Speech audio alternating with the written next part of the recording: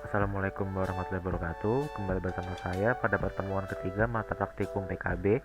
Pada pertemuan kali ini kita akan membahas tentang autoencoder. Kalau gitu kita langsung aja masuk ke codingannya. Nah, seperti biasa, pada siaran pertama ini kita akan melakukan import library. Di sini library yang saya import itu ada NumPy, Matplotlib, dan beberapa library dari framework Keras. Nah, di sini di framework Keras ini saya mengimport fungsi input, dance, model, dan datasetnya yaitu MNIS, MINIS. MINIS ini kita gunakan pada pertemuan 1, yaitu yang berupa gambar dari 0 sampai 9. Dan gambar ini ada sebanyak 60.000. Nah, di shell kedua ini kita akan mengimport data dari MINIS ini. Maksudnya kita itu akan download datanya, data gambarnya yang sebanyak 60.000 itu. Di sini saya langsung melakukan normalisasi kecerahannya yang tadinya dari 0 sampai 255 menjadi 0 sampai 1 seperti biasanya. Lalu pada shell ketiga ini saya untuk mengecek ada berapa indeks pada array tersebut. Pas saya run, hasilnya adalah array tersebut berbentuk 3 dimensi, yaitu ada dimensi yang pertama itu atau indeks ke-0 adalah jumlah gambar yang itu yaitu sebanyak 60.000 gambar, dan ada panjang kali lebar atau pixel-pixelnya yaitu 28 kali 28. Setelah itu di sini saya melakukan fungsi NumPy yaitu reshape. Reshape ini bertujuan untuk mengubah yang tadi merupakan array berukuran 3 dimensi menjadi 2 dimensi.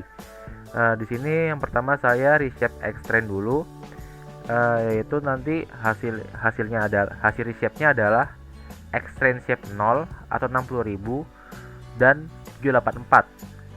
Begitu juga dengan extend. Nah, 784 ini dari 28 kali 28. Nanti pas dicek train shape hasilnya adalah array 2 dimensi yaitu 60.000 dan 784. Pada shell berikutnya untuk membuat model autoencoder. Sebelum kita masuk ke autoencoder ini, saya kasih dulu penjelasan sedikit. Nah, ini autoencoder adalah model neural network yang memiliki input dan output yang sama, berfungsi untuk mempelajari data input dan berusaha untuk melakukan rekonstruksi terhadap data input tersebut. Biasanya digunakan untuk mengurangi dimensi dari features atau reducing dimensionality. Nah, ini contoh cara kerjanya. Yang pertama, misalnya di input gambar 2, ya kan? Original inputnya itu gambar angka 2. Setelah itu akan di-encode. Setelah di-encode ini akan dikompres menjadi pixel-pixel. Nah, nanti pixel-pixel ini akan di-decode. Nah, decode ini akan muncul hasil rekonstruksi dari input yang tadi. Nah, di rekonstruksi input tadi ini hasilnya pixelnya menjadi lebih kecil, karena fungsi autoencoder itu biasanya digunakan untuk mengurangi dimensi dari fitur atau reducing dimensionality. Kalau begitu kita lanjut ke modelnya.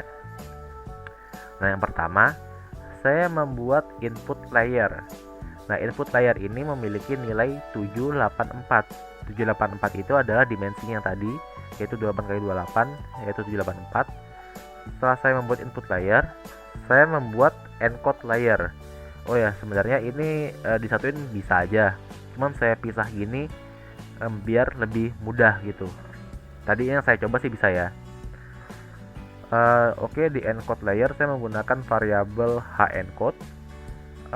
Encode yaitu saya pertama mengencode layer 512 dengan activation ReLU, dan datanya diambil dari input atau yang ini. Lalu berikutnya saya mengencode layer 256 activation ReLU, dan datanya saya ambil dari hencode yang pertama. Begitu seterusnya sampai turun ke layer 64, ya kan? Nah, setelah layer 64 ini, pada layer 32 kita melakukan coded atau yang tadi disebut compressed representation. Jadi data-data ini akan dikompres menjadi berbentuk pixel-pixel yang lebih kecil. activation value, dan datanya diambil dari hEncode yang sebelumnya.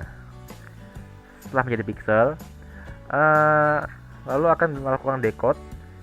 Decode ini pertama dimulai dari 64 dan datanya diambil dari coded. Ini layarnya ke 64 maksudnya ya tadi ya. Lalu begitu setelah mendecode layer 64 akan dilanjutkan decode layer 128 dan seterusnya sampai decode layer ke 512. Nah, setelah di decode sampai 512, pada layer ke 784 akan dilakukan maksudnya akan menghasilkan outputnya gitu. Jadi dari 784 turun ke 32. Di 32 ini proses kompres, lalu akan naik lagi ke 784 sesuai fungsinya, yaitu untuk mempelajari data input dan melakukan rekonstruksi dari input tersebut. Jadi nanti hasilnya adalah sama. Lalu ini menggunakan aktivasinya adalah sigmoid dan datanya diambil dari hDecode sebelumnya. Lalu saya membuat autoencoder. Autoencoder ini nanti adalah maksudnya autoencoder ini nanti jadi modelnya itu dari input dan output gitu. Nah, di shell ini saya melakukan training data. Pertama, autoencoder ini kita compile dulu dengan menggunakan optimizer Adam, dan akan kita latih berdasarkan nilai errornya. Nah, nilai errornya ini saya menggunakan MSE atau mean squared error. Nah, lalu kita masuk ke proses trainingnya. Pada training ini kita menggunakan Xtrain dan Xtrain. Sebelumnya kan Xtrain dan JTrain, ya kan? Nah, kenapa Xtrain dan Xtrain? Karena misalnya gini, kalau Xtrain dan JTrain, jadi Xtrain itu untuk ngasih datanya, dan data tersebut akan divalidasi oleh JTrain. Itu sebelumnya kan. Nah, sekarang data tersebut akan dikasih oleh Xtrain dan akan divalidasi oleh Xtrain itu sendiri, atau bisa disebut self supervised. Ya, self supervised gitu.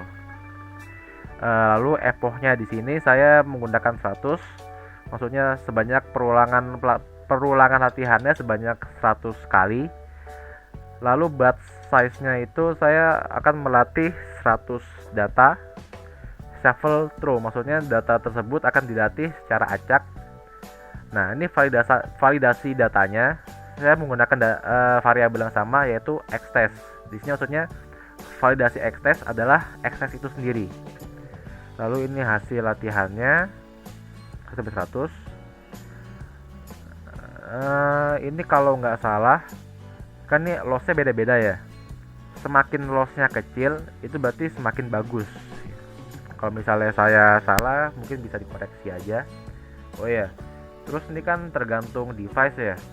Kalau misalnya trainingnya lama, epochnya bisa diubah ya jadi 10.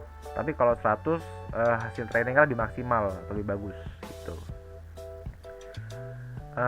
Lalu variabel predicted ini saya jadiin variabel predict kayak gini. Predict sama dengan autoencoder.predict xtest. Nanti dia akan memprediksi variabel dari xtest itu. Nah, di sini kita akan membuktikan hasil dari variabel tadi, tes variabel tadi. Pertama, n-nya saya kasih 10. Lalu PLT figure fixed size 20 dan 4. Ini maksudnya ukurannya ya, panjang dan lebarnya. Lalu sini saya melakukan perulangan for i instance sama dengan 10. Jadi nanti akan ada 10 kolom. Nah, ini PLT subplot 3 n dan i plus 1. Jadi 3 ini adalah panjangnya. Maaf 3 ini adalah maaf ini belum saya ganti nih. Sebenarnya sama aja sih, cuman nggak apa. Jadi saya ini menggunakan 2 baris sebanyak 10 n kolom. N kolomnya adalah 10 kolom. Dan i plus 1 ini adalah indeksnya gitu. Lalu saya akan memunculkan variabel gambar dari xtest dan nanti akan di reshape dengan menjadi ukuran 28 kali 28 jadi grayscale gitu. Begitu juga dengan yang bagian prediksinya, sama aja codingannya, tapi yang di sini bedanya ini jadi i+11 karena indeksnya dimulai dari indeks ke-11, karena ini kan dimulai dari indeks ke-0 sampai 9, dan pada indeks ke-10 itu akan di reset. Maka untuk memunculkan gambar prediksinya harus dimulai dari indeks ke-11. Sejauh ini yang saya tangkap itu begitu. Cuman kalau misalnya saya salah bisa dikoreksi aja. Setelah itu kalau kita run hasilnya seperti ini. Nah ini apa namanya nih, original inputnya nih, yang di atas original input, yang di bawah tuh hasil prediksinya. Bisa kita cek satu-satu. 7 gambarnya tepat nih, diprediksi secara tepat. 2 juga pas. 0 nya malah lebih bagus ya, padahal ininya kalau dilihat ini agak berantakan, tapi ini memang lebih bagus.